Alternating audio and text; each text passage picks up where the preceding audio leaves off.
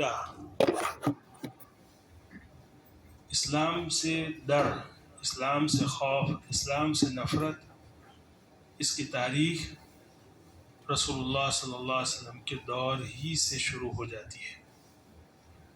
چنانچہ کفار مکہ آپ صلی اللہ علیہ وسلم جہاں کہیں بھی اسلام کی دعوت کے لیے جاتے تھے وہاں پہنچ جاتے تھے اور لوگوں کو اسلام کے خلاف، اللہ کی کتاب کے خلاف، پیغمبر اسلام کے خلاف ورگلاتے تھے۔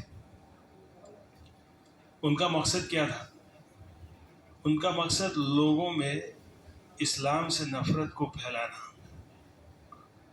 چونکہ عربوں میں کوئی منظم حکومت تو تھی نہیں، ان کے ہاں ایک قبائلی نظام تھا۔ وہ لوگ اسلام کو قبائلی نظام کے خلاف سمجھتے تھے، قبائلی نظام، قبائلی سسٹم کے لیے خطرہ سمجھتے تھے، اور ان کا جو باپ داداؤں کا جو مذہب تھا اس کو وہ چھوڑنا نہیں چاہتے تھے۔ اس لیے انہوں نے یہ پروپیگنڈا شروع کیا تھا۔ اس کے بعد رسول اللہ صلی اللہ علیہ وسلم اس دنیا سے تشریف فرما گئے، خلفائے راشدین کا دور شروع ہوا۔ حضرت بکر صدیق کے دور میں اسلامی لشکر ایران اور فارس کے علاقوں میں وہاں تک گیا اور وہاں کی جو بڑے بڑے علاقے انہوں نے فتح کیے، یہاں تک کہ حضرت عمر رضی اللہ تعالیٰ عنہ کے دور میں اسلامی لشکر یروشلم تک پہنچ گیا، اور حضرت عمر رضی اللہ تعالیٰ عنہ نے یروشلم کو عیسائیوں سے فتح کیا، جبکہ یہ بیت المقدس یروشلم عیسائیوں کے لیے اور یہودیوں کے لیے ایک مقدس مقام تھا۔ آج بھی ہے، مسلمانوں کے لیے بھی، یہودیوں کے لیے بھی اور عیسائیوں کے لیے بھی۔ حضرت عمر رضی اللہ تعالیٰ عنہ نے جب یروشلم کو فتح کیا، اسی وقت سے عیسائیوں اور یہودیوں کے دلوں میں اسلام، پیغمبر اسلام اور مسلمانوں کے خلاف اور کتاب اللہ کے خلاف ایک بغض اور عناد میں شدت آ گئی۔ اسلام کے فتوحات کا یہ دور جاری رہا یہاں تک کہ سلطان محمد فاتح تک ایک سنہری تاریخ ہے اسلام کی۔ جیسے جیسے اسلام پھیلتا گیا، اسلام کے خلاف دشمنوں کی تعداد بھی بڑھتی گئی اور اسلام کے خلاف سازشیں بھی بڑھتی گئی۔ کوئی دور خالی نہیں رہا کہ جس میں اسلام، مسلمان اور پیغمبر اسلام کے خلاف کوئی سازشیں نہ کی گئی ہو۔ حتیٰ کہ سن عیسوی 11 میں صلیبی جنگوں کا سلسلہ شروع ہوا۔ چنانچہ 1095 عیسوی میں فرانس کے پوپ اربن پوپ نے فرانس میں فرانسیسی عیسائیوں کو، یورپ کے عیسائیوں کو جہاد کی دعوت دی۔ یعنی کون سا جہاد؟ مسلمانوں کے خلاف۔ یعنی مسلمانوں نے جو مقدس مقامات حاصل کر لیے تھے، یروشلم، بیت المقدس مسلمانوں کے قبضے میں تھا، تو اس کو حاصل کرنے کے لیے یورپ کے عیسائیوں کو تیار کیا کہ مسلمانوں کے خلاف ایک منظم جنگ شروع کی جائے۔ یہ جنگیں 200 سال تک چلی، 200 سال تک۔ شروع میں پہلی جنگ جو ہوئی، صلیبی جنگ، انگلش میں اس کا ایک نام ہے، پتہ نہیں، آپ دیکھ لیجئے۔ صلیبی جنگ جو ہوئی عیسائیوں اور یورپ کے عیسائیوں اور مسلمانوں کے خلاف، مسلمانوں کے درمیان جو جنگ ہوئی، پہلی جو جنگ ہوئی اس میں عیسائی انہوں نے یروشلم کو جیت لیا، قبضہ کر لیا، پہلی صلیبی جنگ۔ اس کے بعد یہ جنگیں چلی 200 سال تک۔ اخیر میں سلطان صلاح الدین ایوبی رحمۃ اللہ علیہ نے یروشلم کو فتح کیا۔ یہ جو 200 سال کا جو سلسلہ ہے، ایک عرصہ ہے، اس پورے عرصے میں یہ مشرق وسطی، مڈل ایسٹ، یہ جنگوں کا میدان بنا رہا، اور یہاں سے اسلاموفوبیا منظم طریقے سے بڑھا. یعنی اسلام، مسلمان، پیغمبر اسلام اور کتاب اللہ کے خلاف پروپیگنڈا، سازشیں، یہ چلتا رہا. لیکن یہ ڈاکیومنٹڈ ہے کہ مقصد عیسائیوں کا، انہوں نے عیسائیوں کو لڑائی کے لیے اور مسلمانوں کے خلاف جنگ کے لیے تیار کیا تھا. مقصد انہوں نے جو بتایا وہ ان کا مذہبی مقصد، کہ یہ مقدس مقامات جو ہے بیت المقدس اور یروشلم کا علاقہ جو ہے اس کو واپس لیا جائے. لیکن حقیقت میں ان کا مقصد یہ نہیں تھا. مقصد ان کا پولیٹیکلی، معاشی اور ایک تہذیب اور گویا کہ کلچر اور تہذیب، ان کا ایک مقصد جو تھا وہ بالکل الگ تھا. جس مقصد کے لیے انہوں نے ان کو تیار کیا تھا وہ اصل مقصد نہیں تھا. یہاں سے یہ تاریخ میں یہ بات لکھی ہوئی ہے کہ اسلاموفوبیا منظم طریقے سے صلیبی جنگوں سے شروع ہوا. دیکھیے، اس سے پہلے بعثت نبی صلی اللہ علیہ وسلم کا دور میں نے بتایا، اس وقت کفار قریش اور بنو ہاشم کے جو بڑے بڑے سردار تھے وہ بھی اسلام، پیغمبر اسلام کے خلاف لوگوں کو ابھارتے تھے، ورگلاتے تھے، سازشیں کرتے تھے. ان کا مقصد کیا تھا؟ ان کے یہاں جو قبائلی نظام تھا اس کے لیے وہ خطرہ سمجھتے تھے، اپنے باپ داداؤں کے مذہب کو چھوڑنا نہیں چاہتے تھے، وغیرہ وغیرہ. لیکن یہ صلیبی جنگوں کا جو دور ہے، یہاں سے اسلاموفوبیا اور اسلام کے خلاف جو سازشیں شروع ہوئی، اگرچہ انہوں نے ان جنگوں کا نام جو ہے مذہبی جنگ دیا تھا، لیکن مقصد یہ نہیں تھا، مقصد اور تھا. اس کے بعد دیکھیے یہ چلتا رہا یہاں تک کہ 2001 میں 9/11 کا واقعہ پیش آیا. پتہ نہیں آپ کو معلوم ہے کہ 11 ستمبر کو 2001 امریکہ پر حملہ کیا گیا. ورلڈ ٹریڈ سینٹر اور پینٹاگون پر حملے ہوئے، اور یہاں سے گلوبل پالیٹکس جو ہے یکسر بدل گئی. یہ صرف حملہ نہیں تھا. کہتے ہیں کہ یہ القاعدہ نے حملہ کیا تھا، لیکن اب سمجھ میں آتا ہے، حالانکہ یہ ایک مختلف ہی بات ہے، حملہ کرنے والے عرب ضرور تھے. اس میں جو ہے آپ مختلف ڈاکیومنٹری دیکھ سکتے ہیں. پاکستان کے ایک بہت بڑے اسکالرز ہیں فیصل ورائچ، اس کی ڈاکیومنٹری آپ دیکھیں. اس میں جو ہے پوری حقائق کے ساتھ انہوں نے باتیں بیان کی ہے. ادھر ادھر کی باتیں آپ یوٹیوب پر سنیں، اس سے اچھا ہے کہ یہ چیزیں جو ہے موجودہ دور میں کیا چل رہا ہے، اسلام اور مسلمانوں کے خلاف کیا کیا سازشیں ہو رہی ہے، اور رسول اللہ صلی اللہ علیہ وسلم کی جو احادیث آخری دور میں فتنوں کے متعلق جو آگاہ کیا ہے ہمیں، اس کو ان حالات کے ساتھ جوڑ کر آپ دیکھیں اور عالمی جو احوال ہے اس سے باخبر رہے. تو یہ ایک مختلف ہی بات ہے، لیکن اب سمجھ میں آتا ہے کہ 2000 سال مکمل ہوئے. دیکھیے پہلے 1000 سالہ تاریخ دیکھ لیجئے، اس کے بعد شروع میں 1101 عیسوی میں وہاں سے صلیبی جنگیں شروع ہوئی ہے. جب 2000 سال پورے ہوئے تو 2001 میں 11 ستمبر کو جو امریکہ پر جو حملہ ہوا، یہ حملہ صرف حملہ نہیں تھا بلکہ دنیا کی تاریخ کا ایک اہم موڑ تھا. اس حملے کے بعد چونکہ مسلمانوں نے حملہ جو ہے کہہ رہے ہیں کہ القاعدہ نے کیا تھا، اسامہ بن لادن کی جو تنظیم تھی القاعدہ، اس کے جو لوگ تھے عرب تھے، انہوں نے یہ حملہ کیا تھا. چنانچہ عالمی طور پر انٹرنیشنل کمیونٹی کو اس حملے نے مسلمان، اسلام اور اسلامی تہذیب کے متعلق ایک گہری سوچ میں مبتلا کر دیا. چنانچہ کیا ہوا، اس حملے کے بعد امریکہ نے یورپ اور پوری دنیا سے وار آن ٹیرر، دہشت گردی کے خلاف جنگ کے لیے تیار کیا. یورپ سے فرانس، انگلینڈ، کینیڈا اور یورپ کے جتنے بھی ممالک ہیں سب نے اپنی فوجیں تیار کی اور سب سے پہلے افغانستان پر حملہ کیا گیا. افغانستان میں کون سی حکومت تھی؟ طالبان کی اسلامک حکومت تھی. واحد ایک حکومت تھی روئے زمین پر جس کو اسلامک حکومت کہا جاتا تھا.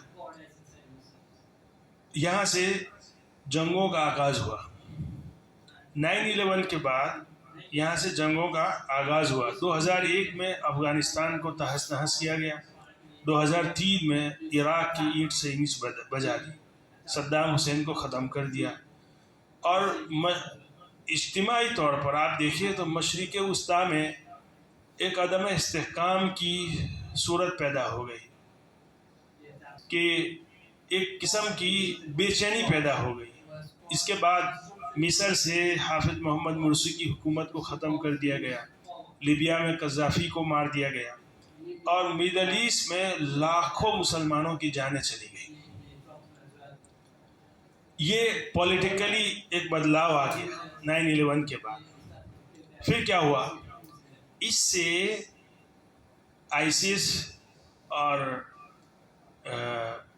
داعش جیسی پراکسی اور انتہا پسند تنظیمیں جو ہے پیدا ہوئی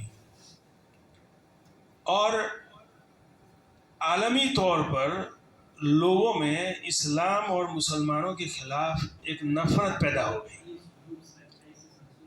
اب دیکھیں اس کے بعد دنیا کی توجہ جو ہے سیکیورٹی کی طرف متوجہ ہوئی. چنانچہ امیگریشن کی رول بہت سخت ہو گئے مسلمانوں کے لیے. ویزے حاصل کرنا بہت مشکل ہو گیا. اور 9/11 کے بعد امریکہ میں پیٹریوٹ ایکٹ جیسے رول وہاں کی پارلیمنٹ نے منظور کی. ایک آپ دیکھ لیں گوگل پر پیٹریوٹ ایکٹ کیا ہے. اس کے ماتحت گویا کہ حکومتوں کو ایکسٹرا آرڈینری پاور حاصل ہوا. یعنی وہ دنیا کے کسی بھی انسان کی پرائیویسی کو اٹیک کر سکتے ہیں. چنانچہ آپ امریکہ جائیں، یورپ کے کسی ملک میں جائیں، خصوصاً امریکہ میں، وہ آپ کے فون کالز، ای میلز، آپ کے ڈیٹا، ہر چیز کو وہ تلاش کر سکتے ہیں. ان کو یہ قانونی حق ہے. چنانچہ اسی ایکٹ کے ماتحت کسی کے گھر پر دھاوا بولنا، کسی کے آفس اور کسی کے دفتر کو تلاش کرنا، یہ ان کا گویا کہ قانونی حق ہے. یہ 9/11 کے بعد یہ ایکسٹرا آرڈینری پاور حکومتوں نے حاصل کیا، جس سے کیا ہوا؟ مسلم کمیونٹی جو یورپ میں تھی خصوصاً، ان میں ایک عجیب سی بے چینی پیدا ہو گئی. چنانچہ یورپ میں آئیڈینٹی کرائسس پیدا ہوا. یعنی لوگ جان بوجھ کر اپنی آئیڈینٹی، اپنی جو پہچان تھی اس کو چھپاتے تھے. یعنی وہ اپنے آپ کو مسلمان کہنا اچھا نہیں سمجھتے تھے، اس لیے اپنے لیے خطرہ سمجھتے تھے. اور حتیٰ کہ داڑھی اور حجاب کو خطرہ سمجھا جانے لگا. اور میڈیا پر خصوصاً جو نیوز ایجنسیاں ہیں، امریکہ میں فاکس ہے، اسی طرح CNN ہے، یہ جو نیوز ایجنسیاں تھیں انہوں نے یہ بحثیں شروع کر دی کہ اسلام ایک انتہا پسند مذہب ہے. ایکسٹریمزم کو اسلام سے جوڑا گیا اور یہ کہا کہ سورس آف ایکسٹریمزم اسلام ہے، کہ انتہا پسندی کا اگر کوئی سب سے بڑا سورس ہے لوگوں کے لیے تو اسلام ہے. اسلام انتہا پسندی کو سکھاتا ہے، اسلام تشدد کو سکھاتا ہے. چنانچہ یہ اسی لیے مسلمانوں نے یہ حملہ کیا. دہشت گردی کو اسلام سے جوڑا گیا اور ان چیزوں کو میڈیا پلیٹ فارم پر لایا گیا. حتیٰ کہ آپ دیکھ لیجئے بالی ووڈ اور ہالی ووڈ اور اس طرح دیگر جو ڈرامے اور فلمیں بنتی تھی، اس میں وہاں کے لوگوں نے بہت نیگیٹو کردار ادا کیا کہ انہوں نے عرب اور مسلمانوں کے کردار کو دہشت گرد اور انتہا پسند کے طور پر پیش کیا. جس سے اسلاموفوبیا بہت زیادہ بڑھ گیا. چنانچہ امریکہ میں خود اتنا وہاں کی سیکیورٹی اتنی ٹائٹ، پولیس محکمہ جو ہے اتنا مضبوط، اس کے باوجود مسلمانوں پر اسلامک سینٹرز پر، اسی طرح مسلم کمیونٹی جو سینٹرز ہیں وہاں پہ حملے بہت زیادہ بڑھ گئے. یورپ میں بھی اسی طرح ہوا. حجاب کو اور داڑھی کو گویا کہ خطرہ سمجھا جانے لگا. داڑھی والوں پر اور حجاب پہن کر جو عورتیں نکلتی تھیں ان کو شک کی نگاہ سے دیکھا جانے لگا. یہ ایک عجیب سی کیفیت پیدا ہو گئی 9/11 کے بعد. بعض مغربی مفکرین نے اس کو کلیش آف سویلائزیشن کہا، یعنی تہذیبوں کا تصادم. کیا ہے کلیش آف سویلائزیشن؟ ایک طرف مغربی تہذیب، ایک طرف اسلامی تہذیب. یہاں سے آپ سمجھیے، آپ جو ہمارا اصل موضوع ہے کہ بعض مغربی مفکرین نے 9/11 کے واقعے کے بعد اس طرح کے واقعات کو یہ اسلام اور مغرب کی تہذیبی لڑائی کے طور پر پیش کیا. چنانچہ انہوں نے بہت سارے ایسے مسائل جس کو عوام میں میڈیا پلیٹ فارم پر ڈسکس کرنا شروع کیا. چنانچہ سب سے پہلی بات کہ اسلام جو ہے تلوار کی زور سے پھیلا ہے. اسلام لوگوں نے گویا کہ اسلام نے لوگوں پر اپنے جو نظریات ہیں، اپنے جو عقائد ہیں زبردستی تھوپے ہیں. سب سے پہلی بات یہ کہ اسلام تلوار کے زور سے پھیلا ہے. لوگوں نے اس کو اسلام کی سچا سمجھ کر یا اس کی سچائی کو، اس کی حقانیت کو دیکھ کر تسلیم نہیں کیا. دوسرے نمبر پر اسلام اور قرآن غیر مسلموں کو قتل کرنے کی ترغیب دیتا ہے. اسی طرح جہاد کا مطلب صرف جنگ ہے. اسلام جو ہے یا مسلمان پوری دنیا پر حکومت کرنا چاہتے ہیں.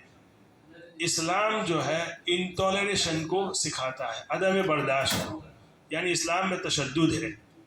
اسی طرح یہ جو ہے عقائد کے اعتبار سے یہ باتیں تھیں، اس کو انہوں نے میڈیا پلیٹ فارم پر ڈسکس کرنا شروع کیا. اسی طرح نبی کریم صلی اللہ علیہ وسلم کی ذات پر اعتراض، نبی کریم صلی اللہ علیہ وسلم کی متعلق جو ہے غلط باتیں، ڈرامے انہوں نے پیش کیے. قرآن کے متعلق غلط تصورات، قرآن کے اوپر الزامات، اور سب سے زیادہ جو ہے انہوں نے جو ڈسکس کیا وہ ہے عورتوں کے حقوق کے متعلق. چنانچہ خواتین کے متعلق ایک عام سا نظریہ آج کتنے مسلمان ایسے ہیں، تعلیم یافتہ مسلمان، جو بھی اس دھوکے میں ہیں کہ وہ کہتے ہیں کہ اسلام عورت کو مرد سے کم درجہ دیتا ہے، یعنی مساوات نہیں ہے. اسی طرح حجاب جو ہے عورت کے لیے ایک زبردستی ایک جبر ہے حجاب عورتوں کے لیے. اسی طرح اسلام عورتوں کو تعلیم سے روکتا ہے. اسلام میں عورت کی گواہی عادی ہے، یعنی اسلام مرد اور عورتوں کے درمیان مساوات کا قائل نہیں ہے. یہ ان کا جو ہے ایک بہرحال ایک اعتراض ہے. اسی طرح اسلام مرد کو 4 شادیوں کی غیر مشروط اجازت دیتا ہے. اسی طرح سب سے اہم مسئلہ جو وہ لوگ ڈسکس کرتے ہیں وہ حضرت عائشہ صدیقہ رضی اللہ تعالیٰ عنہ کی جو نکاح ہوئی آپ صلی اللہ علیہ وسلم سے کم عمری میں، اس مسئلے کو سب سے زیادہ انہوں نے ڈسکس کیا. اس سے کیا ہوا، یعنی جو غیر مسلم ہے ان کو انہوں نے دعوت دی اور انہوں نے گویا کہ غیر مسلموں کو اسلام سے دور رکھنے کی کوشش کی. یہ دعوت دی، گویا کہ ایک تحریک تھی، ان کا ایک مقصد تھا. لیکن نقصان اس کا یہ ہوا کہ مسلمان جو تعلیم یافتہ لوگ ہیں وہ بھی اس دھوکے میں آ گئے اور وہ بھی طرح طرح کے شکوک و شبہات اپنے ذہنوں میں پالنا انہوں نے شروع کیا.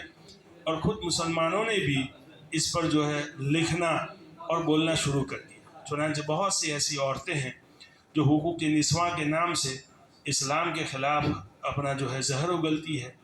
تو ہمارا جو مقصد ہے کہ یہ جو باتیں ہیں چونکہ آج لکھنا پڑھنا تو ہم جانتے نہیں، یعنی ہمارا ذوق نہیں ہے. سب سے زیادہ لکھنے پڑھنے کا تناسب اگر کم ہے تو مسلمانوں میں ہے. مسلمانوں کے علاوہ دوسری قومیں لکھتی بھی ہے، پڑھتی بھی ہے. چونکہ آج ہمارا اکثر وقت جو ہے لغویات کے اندر گزرتا ہے، اس لیے ہر وقت ہمارے پاس سوشل میڈیا، فون ہمارے سامنے ہمارے ہاتھ میں رہتا ہے. جس پلیٹ فارم کو آپ کھولو گے، میں نے کل بھی بتایا تھا، اسلام، پیغمبر اسلام، کتاب اللہ اور مسلمانوں کے خلاف آپ کہیں نہ کوئی زہر اگلتا ہوا آپ کو مل جائے گا. اور ان کی باتیں بہت، ہندوستان میں بہت سی ایسی جو ہے نیوز ایجنسیاں ہیں جو اسلاموفوبک ہیں. ڈیفینیٹلی اس میں کوئی شک نہیں ہے. وہ کیا کرتی ہے، وہ ادھر ادھر سے دو چار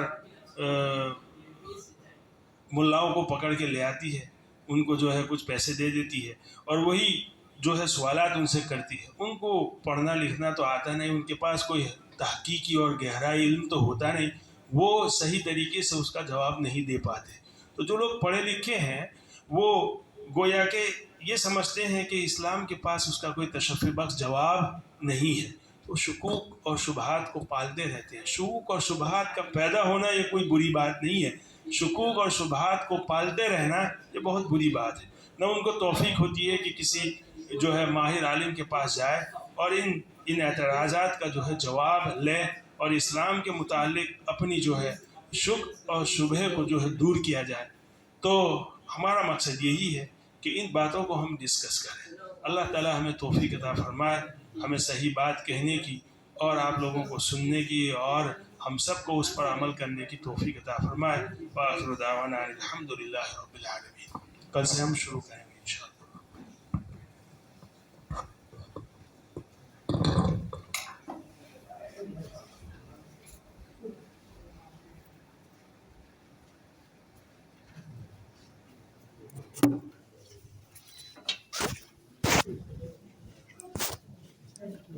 Ini mungkin.